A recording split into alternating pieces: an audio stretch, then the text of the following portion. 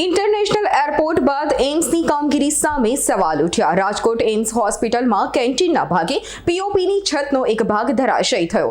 સદનસીબે ઘટનામાં કોઈ જાનહાનિ નહીં। ભેજના કારણે ઘટના બની હોવાનું પ્રાથમિક તારણ સામે આવ્યું। ધરાશયી થયેલ ભાગનું સમારકામ થયું હોવાનો તંત્રે દાવો કર્યો।